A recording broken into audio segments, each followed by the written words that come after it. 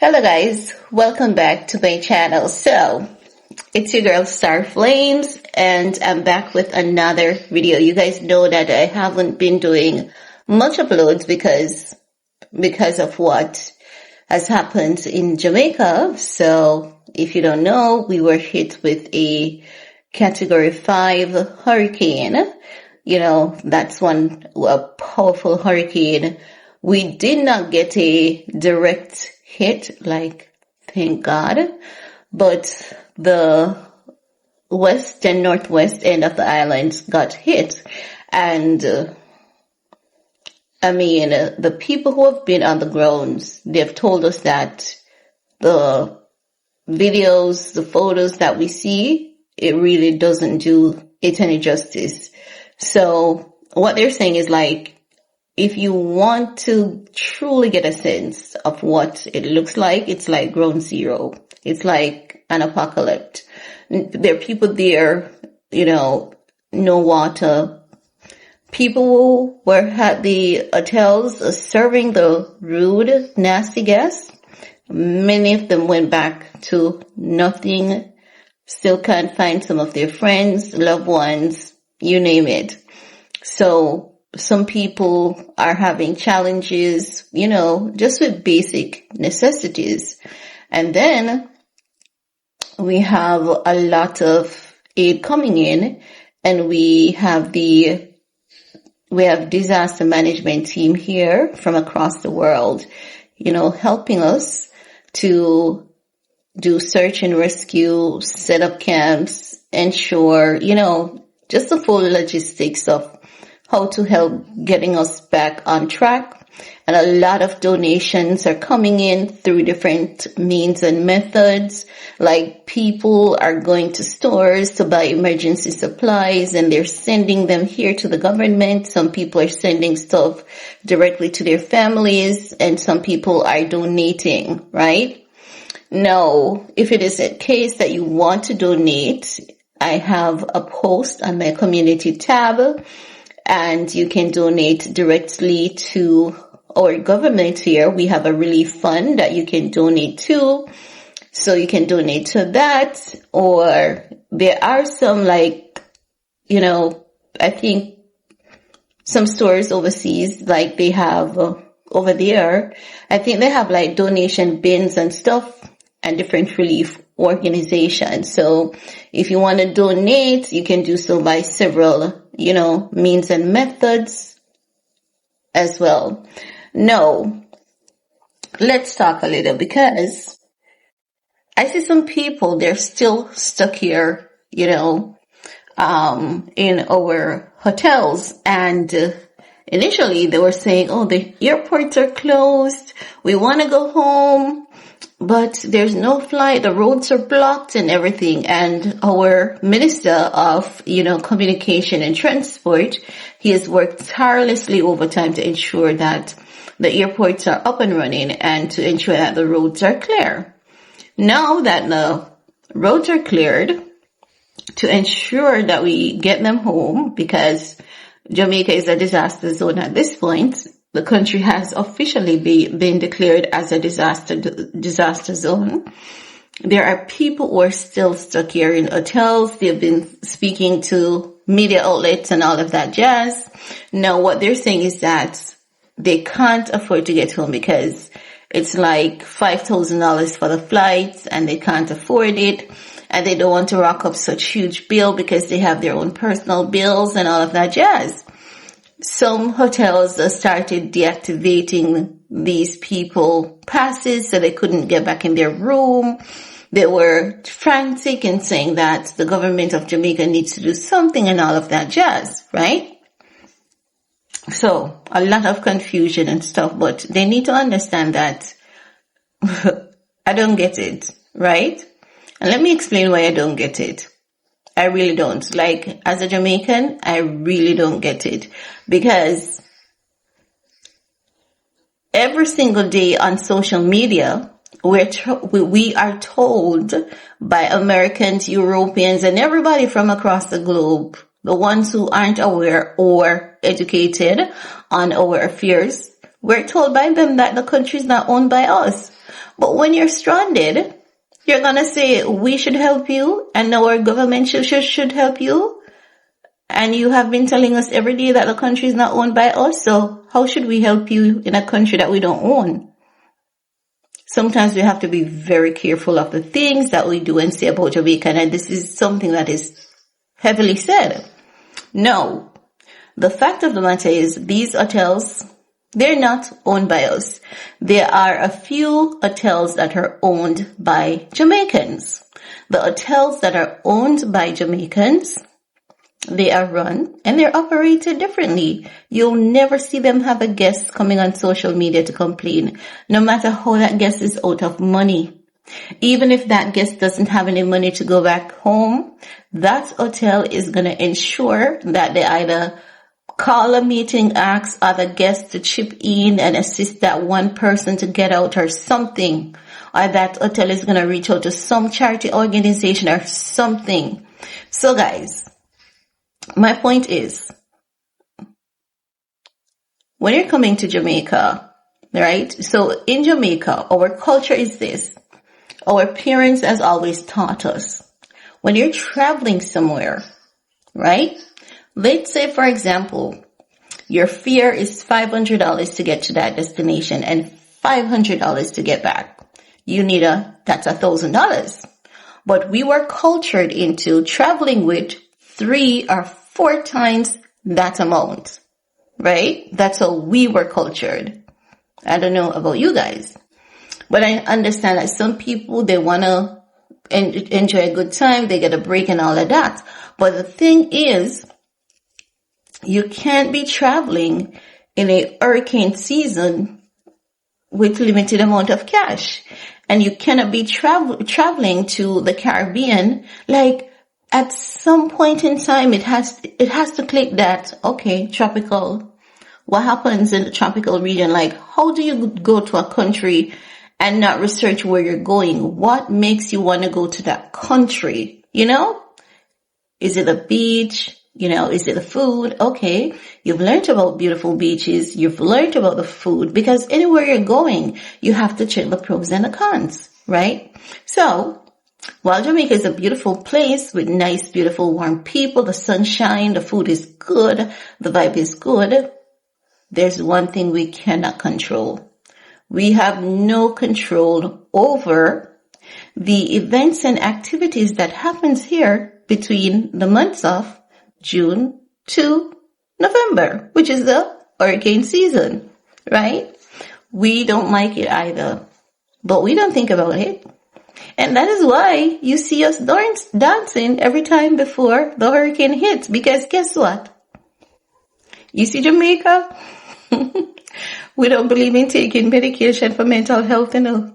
We don't believe in, like in Jamaica, mental health is forget your problem. Dance, laugh a little, control the things you can control. Yeah. So when you see Jamaicans dancing before the hurricane, before the high hits, they're just relieving their stress. You know how, some people would do drugs to take the edge off? That's what we do to take the edge off. We don't do drugs.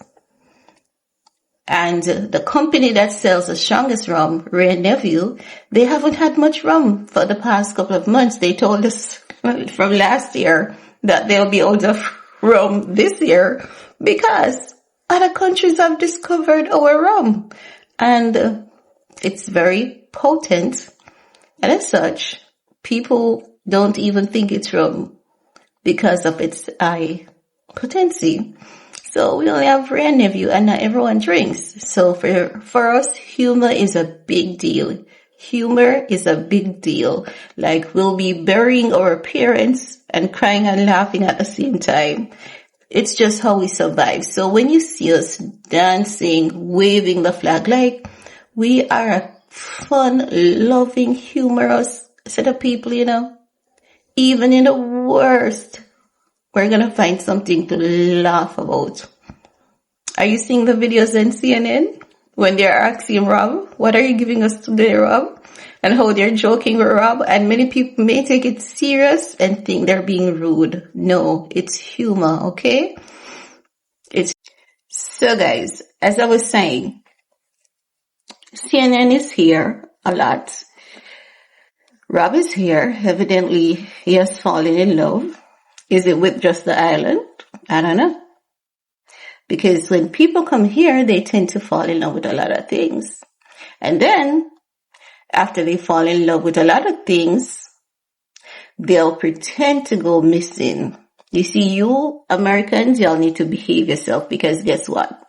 You see, when you come here, and when you find a boy, or when you find a girl, and you fall in love, and you want to hang out with them for an extra week or two and overstay, please tell even that one little birdie that you can trust, okay? Because it was just before the hurricane, it was reported that a young lady was missing in Jamaica. No, we knew she wasn't missing. Because once several people see you in several locations, we know you're not missing. We know you're having a damn good time and don't want to go back. And you found yourself some extra time and someone to love upon. So we know she wasn't missing. So people have been telling people on social media, no, she's not missing, but she's okay. So we thought people would have read, between the line when we said she wasn't missing, she's okay, because we don't know if she was married. We don't know what's her situation. And we don't want to be the drama in anyone's life. And then when she believed she had had enough, she was like, okay, it's time to go back home. And then the media said, oh, she wasn't. Well, at least she was honest, unlike some of the others who like, oh my God, I was lost, but at least she was honest, right? No. As I was saying to you guys, so Rob is still here, and from CNN is here, and he's going out in the disaster zone asking people stuff and stuff. So, if you understand Caribbean people, even though those people have lost everything, and you see them acting, or it may translate to you on your end as them being harsh and forceful to Rob, no. It's just humor. They're just messing around with him. That's just how we are. Because I've seen one video, and the young lady was like, I have nothing. Are you going to give me something? Do you have a package or something for me?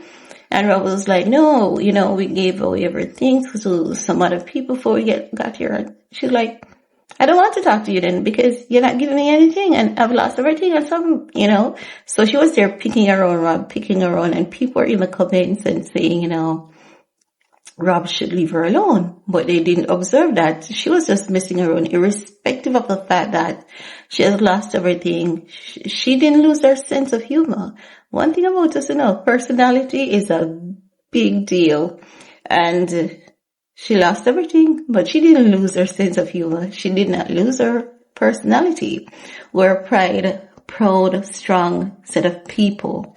And at this point in time, I believe that Black Americans have been living too recklessly. Many of you guys, and you need to cut it out, because we have been questioning a lot of decisions that you make. And I see other Black Americans saying that, they have parents from the Caribbean, and they were told that when they're leaving home to have twice, 3 times, 4 times their fare, and to ensure you have a backup plan, especially when you're going on vacation. So I want to tell you guys, if you are ever planning on coming to, once you're going anywhere, as a matter of fact, check out the pros and the cons, right? And we're at global boiling, not warming. The earth is not warming anymore. It's literally boiling. No one to be blamed but us. We love our iPhones, and some of us, we need 10, and we have to have everyone, and the computers and the nuclear and it's like putting acid on your skin. So at this point, we're at global boiling, right? So if you notice, disasters have been hitting basically everywhere at this point. Earthquakes, because when we got Hurricane Melissa, I think it was 4 or 5 of our Caribbean neighbors got an earthquake. I think Barbuda got earthquakes, St. Lucia, Martinique, and somewhere else. And then I was scrolling through TikTok, and there was a lady in, where was she? I don't remember where she was, and they were having an earthquake. And then I was seeing some videos about flooding, and it was in New Mexico. 100 people died, and there were thousands other displaced. And based on prophecy, we're going to have a lot of read your Bible. Your Bible will tell you what to expect and what not to expect. And my mother was telling me of this time, but I thought that my mother was just ridiculous. I would never live to see such a time. I'm going to live my best life from a child to an adult. I would never live to see such a time. When my mother was telling me all about these things, and when my mother was telling me that God is going to take his people out, but the way in which God is going to take his people out is that 2 is going to be in the bed, and then there will be 1. And she and my father was in the bed, and then it's just my father. So she was right. Everything she said, everything she read to us in the Bible, it is happening. So my advice to you guys, if you're planning any trip, if you're planning any vacation, because guess what? Life goes on. If you're planning to go anywhere, try get a travel insurance. Even if you have to delay your vacation, try get a travel insurance. Try to travel with more than enough money. Okay? And don't say you're going to leave the money with a friend, and in case you're in that country and you get stuck, someone can send it to you, because chances are maybe communication is down in such a way, and maybe you have one last opportunity to get out of there. So you can travel to somewhere and it be flooding. And what if you have to move to another city or another town to get out of that country, So you have to think about where we're at this point in life. We have destroyed our beautiful planet Earth, and we just have to lay in the bed that we've made. Greenpeace has been telling us about this for years, because I remember going to school and I would read those Greenpeace articles, and Greenpeace told us that it was going to happen if we don't stop. But like some ideas, Pitney, we didn't listen to Greenpeace, did we? And our world leaders across the world, these men and their balls and their ego, everyone has to have the best and the baddest nuclear weapon, and they don't care at what cost to the planet. And then Elon Musk is trying to send rockets, out of space, because he wants us to move to Mars, or at least dump our garbage to Mars, and then hopefully that will save us. But anyone with a functioning brain knows that we're all connected. So if you dump your garbage to Mars, it is still going to ruin the planet, and we're still fucked. It's as simple as that. You see, Elon Musk, Jeff Bezos, they are 2 of the brightest crayons in the box, but they ain't so smart after all, because common sense should tell you that if you should send your garbage to Mars, we may see things that we've never seen before. And do we want that? No, absolutely not.